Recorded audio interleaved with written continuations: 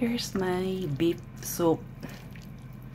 Nilagang baka. Yung mga ingredients.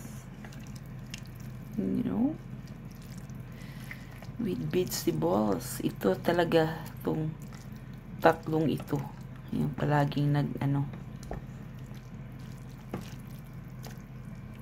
best friend talaga sila.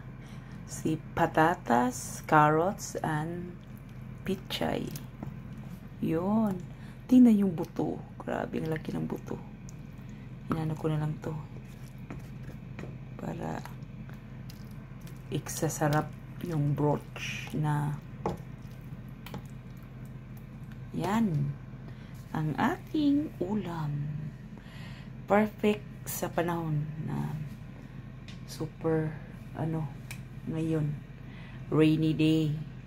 Makulimlim na umaga. Yan. Sarap nito na. Bon appetite tayo. Ngayon. Yes.